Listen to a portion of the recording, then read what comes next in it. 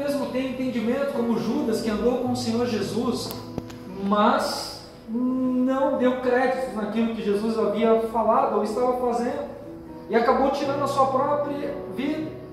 E qual é o fim para essas pessoas que fazem isso? É o inferno que aguarda, porque a nossa vida, ela é única, e nós somos um cisco nesta terra, como um grão de areia.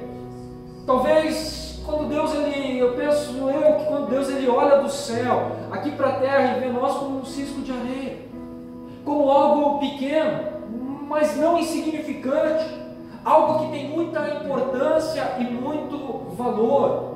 Pastor, você está melancólico? Por que você está falando isso? É que essa semana que passou, no sábado passado, sábado para domingo, nós tivemos uma notícia de um amigo nosso que cresceu conosco lá na rua de casa, que tirou a sua própria vida, né, David? Não sei o motivo, não sei o porquê, mas isso entristece o nosso coração. As pessoas, elas acabam passando por problemas, por dificuldades, e elas, sem conseguir solucionar o seu problema, elas acham que a morte, ela vai solucionar o problema. E hoje em dia está uma moda, um modismo, que as pessoas falam que estão depressivas, e a depressão, ela acaba fazendo com que as pessoas venham tirar a sua vida, as pessoas venham se afastar dos caminhos de Deus, falar que Deus não está trabalhando, que Deus não está agindo. E tudo isso acaba me fazendo com que eu venha olhar para o meu Deus e cada vez mais me alegrar no Senhor, porque eu sei que Ele cuida daqueles que o amam. Porque quando eu e você entendemos a palavra de Deus, nós podemos passar pela provação que for, mas nós iremos saber que lá na frente nós seremos mais do que vencedores em Cristo Jesus. Porque a luta, ela vem para todos, o dia mau, ele vem para todos. Como o pastor falou, não há Chico Xavier, não, misericórdia. Essa parte eu deleto. Nossa, fugiu o nome. Quem? Enfim, não há mal que dure para sempre, nem bem que nunca acabe. Ou seja, existem mal em nossas vidas que nós estamos passando que vai acabar, porque um ciclo novo vai começar. Mas às vezes as pessoas acham que nós vamos viver somente o bem. São Francisco de Assis, e ele falando essa frase, eu vejo que realmente nós temos que entender que a nossa vida, ela é valiosa para Deus. A nossa vida é de suma importância para Deus.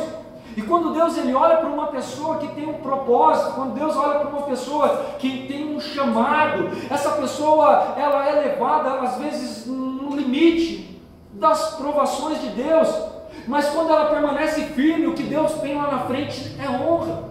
Quando eu começo a ler a Bíblia e vejo aqui no capítulo 18 ao qual nós lemos, eu vejo um homem sendo levado a uma provação grandiosa. Por exemplo, se você tentar observar ou ler o livro de Isaías ou a sua biografia, você vai ver que Jeremias, ele foi levado a uma provação muito grande.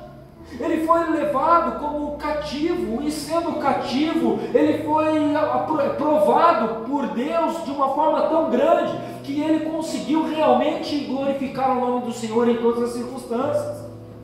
Por que falo isso? Se você ler no capítulo 6 do livro do profeta Jeremias, você vai ver que Deus ali lhe dá um cinto para Jeremias. Ele fala: Jeremias, coloque esse cinto e ande pelas ruas da cidade, porque esse cinto é algo de honra. E naquela época, uma pessoa que tinha um cinto bonito, um cinto vistoso, ele colocava na cintura e andava pelas ruas, e as pessoas olhavam: olha, esse aí é honrado, esse aí foi abençoado por Deus, esse aí tem créditos com Deus. Mas passado algum tempo, Deus chegou para Jeremias e falou para Jeremias: Jeremias, sabe aquele rio onde você sempre ora, onde você sempre busca a minha face? Vai lá, Jeremias, faz um buraco nele. Jeremias, obediente, ele faz um buraco. Aí Deus fala para ele: coloca o teu cinto dentro desse buraco e tampa. Jeremias: mas Deus, esse cinto para mim é motivo de honra. Aí Deus falou: por acaso o cinto tem mais valor do que eu? E Jeremias falou: tá bom, Senhor. E ele colocou o cinto. Passado algum tempo, Deus falou para Jeremias: Jeremias, volta lá e busca o cinto, coloca na cintura. E quando Jeremias ele cavou e ele achou aquele cinto, ele falou: Senhor, esse cinto não dá mais para pôr. Ele apodreceu, a fivela enferrujou. Aquilo que era motivo de honra para mim vai ser motivo de vergonha. Aí Deus falou para ele: é assim que eu estou vendo meu povo. Um povo podre, um povo enferrujado, um povo que não preza, um povo que não faz por merecer. E por isso eu quero que você ande nas ruas da cidade e realmente mostre para o meu povo que é assim que eu estou olhando para eles. E quando Jeremias ele faz isso, as pessoas olham para Jeremias e falam: Jeremias, esse cinto era aquele cinto vistoso, aquele cinto de honra. Jeremias falou: sim, mas o Senhor está dizendo que vocês honram a Deus com os teus lábios, mas o teu coração está longe de Deus, e por estar longe de Deus, Deus está com vergonha de vocês. Deus ele está olhando para vocês e vê que há uma podridão na vida de vocês. Só que Jeremias, sendo um profeta, ele podia estar ali falando: Deus, mas eu quero ser honrado. Mas Deus estava provando a Jeremias para poder fazer com que ele vivesse o melhor de Deus lá na frente. Aleluia. E quando Deus ele chegou para Jeremias e falou: Jeremias, desce para a casa do oleiro. Quando nós começamos a querer entender o descer de Deus, para muitas pessoas é difícil. Quando nós começamos a querer observar quando Deus ele fala para nós: desce, nós achamos difícil, falar: não, Senhor, eu não vou descer, eu quero ficar de pé, porque se eu descer é motivo de vergonha. Eu quero dizer para você que não é motivo de vergonha, porque quando você desce, você entra nas profundidades, e ali quando você está no profundo, você começa a ter um relacionamento extraordinário com Deus, e tendo um relacionamento extraordinário com o Senhor, você pode ter a certeza que uma intimidade vai ser gerada ao ponto de você poder ver Deus tete a tete, no momento que você abrir os teus lábios para profetizar, para falar qualquer coisa, Deus ele vai falar: o meu filho tem comunhão comigo, e porque tem comunhão comigo, as minhas mãos serão estendidas sobre a vida dele, e aquilo que ele falou será honrado na terra. Mas só que muitas pessoas hoje, quando Deus fala desce, eles falam: não, eu não vou descer, eu vou ficar de pé, eu não quero. Talvez Jeremias ele possa ter falado com Deus: Deus, eu não vou descer, como que eu posso descer? Vai falar comigo lá, Jeremias 38. Um pouquinho para frente, Jeremias capítulo 38.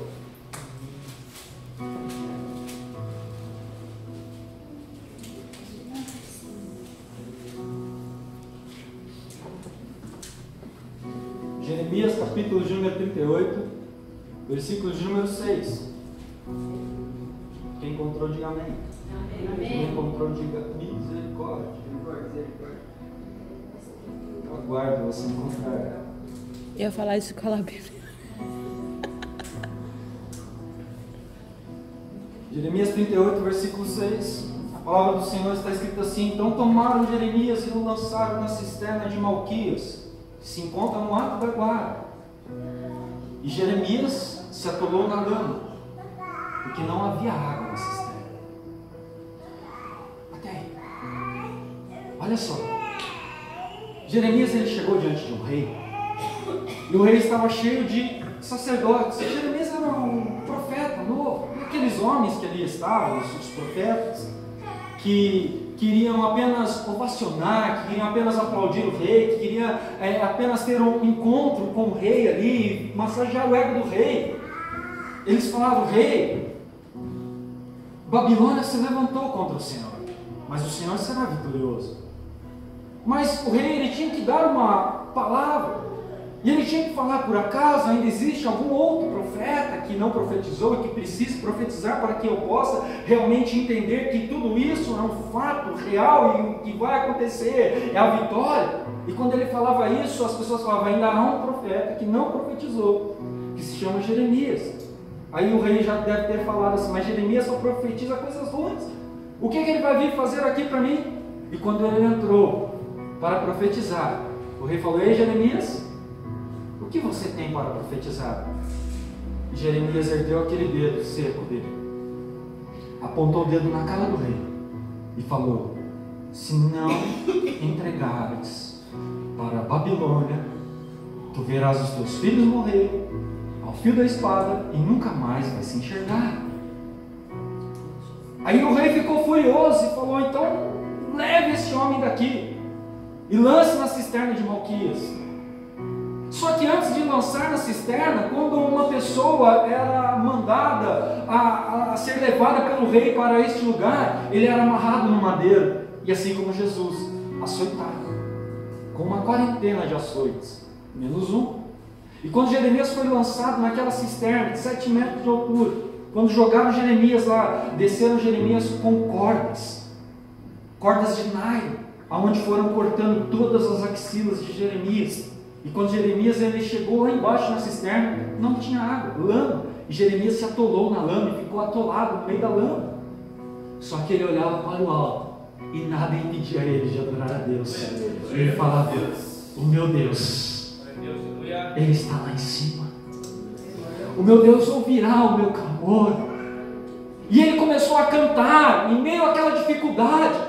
Ele começou a cantar, ele podia ter motivos de parar e de não adorar mais ao Senhor, e falar: eu não quero mais adorar ao Senhor, eu estou aqui no meio da lama, no meio do barro, eu estou aqui todo machucado, ferido, o sangue descendo, as feridas burlando sangue, e eu tenho que ficar aqui dentro, aqui adorando a Deus. Por quê? Eu quero a morte? Não, muito pelo contrário. Jeremias não quis a morte, mas ele quis dar uma adoração diferenciada ao Senhor, e ele falou: eu sei que o meu Deus está vivo, e em breve ele virá ao meu favor para me tirar deste lugar.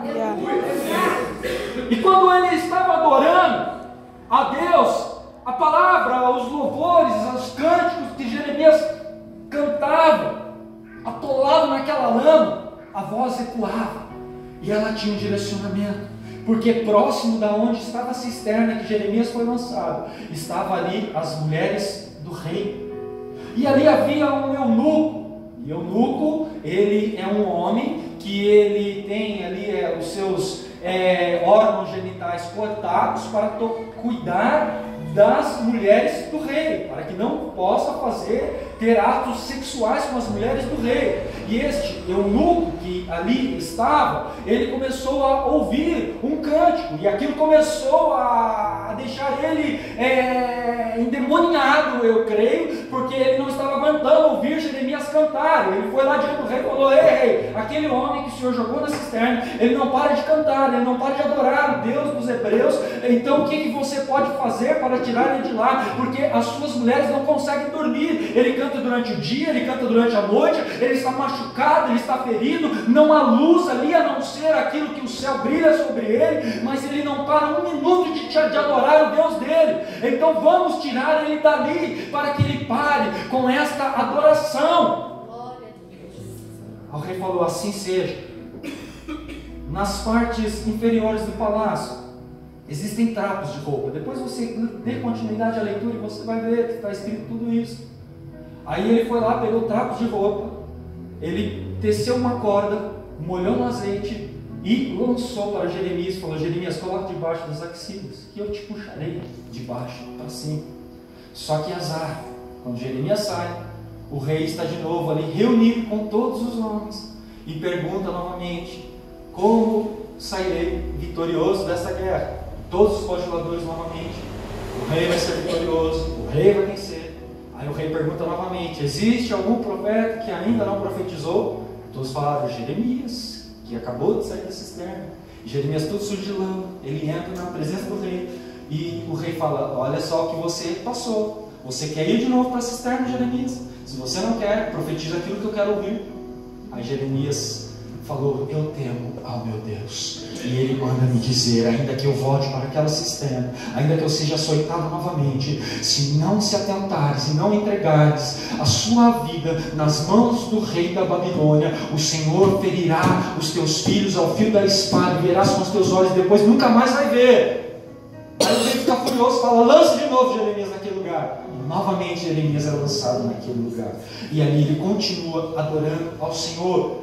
Só que quando o rei da Babilônia, ele chega, ele faz o cerco sobre aquele lugar, e ele começa a preparar todos os seus homens para invadir, para saquear, para despojar Israel. O que acontece? Ele pega todos os homens, e ele fala: vocês entrarão ali naquele lugar, vocês irão despojar, vocês irão derribar, vocês irão destruir todas as coisas, mas existe um homem temente ao Deus dos hebreus que está ali dentro, que se chama Jeremias, e a ele, quando encontrares, nada farás.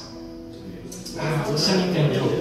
Eu quero dizer para você, quando você realmente faz aquilo que Deus se agrada, quando Deus ele manda você fazer algo e você cumpre a promessa que Deus estabeleceu para você, pode se levantar no império das trevas inteirinho, mas nenhum fio de cabelo seu é tocado, porque Deus não permite que você seja tocado. Quando Jeremias estava dentro daquela cisterna, adorando ao Senhor por ter feito aquilo que Deus havia mandado ele fazer, Deus olhou do céu e falou: filho, eu vou te honrar, você não vai permanecer nesse lugar por muito tempo, você está nas minhas mãos, você está sendo esmiuçado, eu estou te esmagando, eu estou ali te apalpando, eu estou colocando você na minha roda. E o oleiro, se você vê, o oleiro ele fica com o pé ali. Você já viu uma máquina de costura, uma mulher costurando, aquelas máquinas antigas? Minha avó tinha uma máquina daquela, ela colocava o pé no ferro ali e ficava o negócio rodando, e ela ia só costurando, fazendo as costuras, fazia uns negócios muito da hora,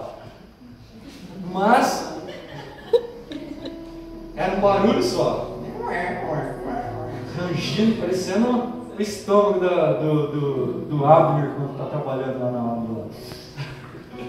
Ou seja, Deus ele colocou Jeremias naquele lugar, assim como ele tem colocado talvez você. E ele está ali fazendo você um vaso. Só que quando Deus ele olha para mim, para você, e vê que nós não estamos da maneira que ele se agrada, ele pega o vaso, o barro e faz isso, ó. Amassa. Aí ele pega na mão de novo e bate. Aí ele começa de novo a mexer os seus pés, e aquela roda começa a girar. E talvez você vai ficando tonto, porque você vai rodando nas mãos de Deus, e você vai rodando, e você vai rodando, e você não consegue enxergar, você fica tonto, você fala: eu não vou conseguir enxergar o caminho para onde eu devo ir, e o Senhor está falando com você: você não precisa enxergar, porque é eu que vou te conduzir. Enquanto você estiver vendo o caminho, enquanto você com os seus olhos físicos estiver enxergando aquilo que agrada ao seu coração, você nunca vai poder viver o milagre ao qual eu tenho preparado para você. Mas quando você fechar os teus olhos e falar: eu não consigo mais, eu sou totalmente dependente do Senhor, Deus segura com a sua destra poderosa nas minhas mãos e me conduz. Aí o Senhor fala: agora sim eu vou operar um milagre na sua vida. Só que Deus só pode fazer isso enquanto nós estamos em preparação, porque depois que nós estivermos preparados, não tem como mais Deus ele quer desmanchar e fazer de novo. Porque se você for ver um oleiro, ele faz o vaso ou qualquer peça de barro, e depois ele vai colocar aonde? No forno. E depois que colocar no forno, ela vai endurecer, e depois que ela endurecer, não tem como ela ser moldada de novo, porque se ela for ter que ser moldada de novo, ele vai ter que quebrar, e se quebrar vai virar cacos, e se aqueles cacos tiverem que ser ajuntados, eles podem, se for uma pessoa boa, um artesão bom, ele vai conseguir montar novamente, mas vai ficar ali as cicatrizes, as marcas. E por isso Deus está falando: filho, enquanto você não estiver preparado, eu não posso colocar você no forno, porque se eu colocar você no forno, você vai endurecer, você vai enrijecer, e você não vai deixar o meu espírito entrar. Quantas pessoas já estão assim nos dias de hoje, enrijecidas, com o coração petrificado, mas nós servimos a um Deus que diz: eis que colocarei um coração de carne naquele que tem um coração petrificado, para que haja habitação do meu Espírito Santo, para que você possa entender que agindo Deus ao seu favor, quem poderá impedir? E às vezes nós não queremos ser levados nas mãos do oleiro, às vezes nós ficamos limitados, porque nós não entendemos qual é o plano e o propósito de Deus. Não precisa abrir, eu vou ler para vocês, 2 Coríntios, capítulo 4, versículo de número 7, a palavra do Senhor diz assim: temos, porém, este tesouro em vasos de barro, para que a excelência do poder seja de Deus e não de nós. Ou seja, Deus ele está falando que ele tem tesouro dentro do vaso de barro.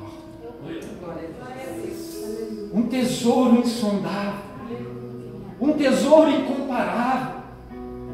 Você não está entendendo nada. O Senhor está falando para você, filho, você é um vaso de barro. Quando Deus ele formou o homem, ele formou o homem da onde? Do cimento? Da onde? Do barro. Deus, quando ele formou o homem, ele estava à margem dos rios, de um rio. E ali na margem do rio, ele pegou ali o barro, ou seja, argila. Se você for ver no original, um pedaço de argila. E quando Deus ele moldou aquela argila, ele soprou o fôlego de vida. Então, ou seja, o homem veio e tem toda a substância da terra. Se você for olhar, o nosso corpo é como a terra. A terra ela tem quanto por cento de água? Quanto? Você tem medo. 70% da terra é água. O resto é tudo um conglomerado de substâncias. Iodo, cloro, vanádio, malimidênio, oxigênio, ou seja, são vários itens que fazem a composição do ser humano, ou seja, dessa pessoa que está aí do seu lado. E quando nós começamos a tentar entender o propósito e o plano de Deus, nós vemos que nós somos um barro que Deus ele pegou e moldou e fez ali um homem e colocou um tesouro dentro, que é o teu espírito.